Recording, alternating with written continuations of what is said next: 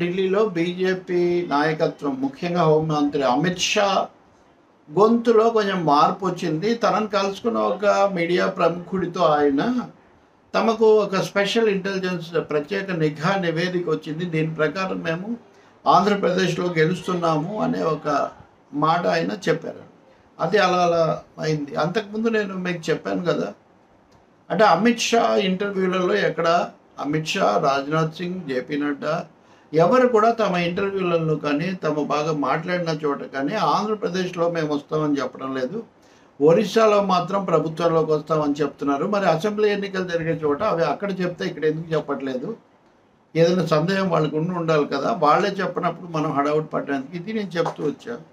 But మనం journalistic norms ప్రకారం ప్రమాణాల ప్రకారం సరి చేసుకుంటే ఇప్పుడు అంటే ఇంకా చివరి దశ పోలింగ్ అయిపోతున్న ఈ దశలో అమిత్ షా దీన్ని కొంచెం సరి చేసుకుంటున్నారు. దీనికి ఆ ఇంటెలిజెన్స్ నివేదిక వచ్చిందా కారణమా మనకు తెలియదు, కానీ ఆయన నిన్న రాత్రి నుంచి మేము ఆంధ్రప్రదేశ్లో వస్తాము అనే మాట నిన్న మీడియా వాళ్ళకి చెప్పారు. ఈరోజు ఆయన పీటీఐకి ప్రత్యేకంగా ఇంటర్వ్యూ ఇచ్చారు. ఆ ఇంటర్వ్యూలో ఈ విషయం ఆయన చెప్పారు. ఇదిగోండి, ఎన్డీటీవీ కూడా అందరూ కూడా దీన్ని చేశారు. Amit Shah victory in Odisha, Andhra, Amit Shah's prediction ahead of last poll phase. So, the BJP will form governments in all 3 states having their assembly election along with the Lok Sabha polls. Union Home Minister Amit Shah has predicted days before the last phase of election. This will include maiden victory majority in Odisha Modadsari and a victory in Andhra Pradesh with Ali Chandrababu Naidu. He told news agency Press Trust of India in an exclusive interview, "We will surely cross 400 seats." 400 సీట్లు దాటేస్తాం. సరే, ఇది ఎలాగో అతిశయక్తి అనుకోండి. "We will also form governments in Odisha, Andhra Pradesh and Arunachal Pradesh," he said. Overall, the party would perform well in opposition-ruled states, Mr. Shah said, attributing it to the performance of the central government led by Prime Minister Narendra Modi.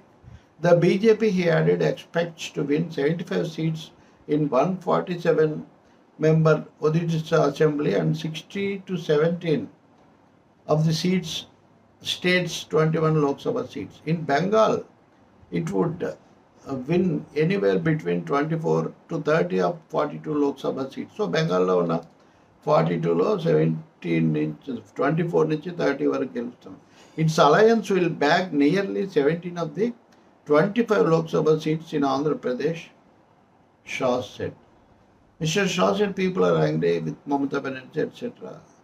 In Tamil Nadu, it's a very tight contest. We have a new team. I will not make an estimate with figures, but our seats and vote share will increase and we will certainly be a strong government.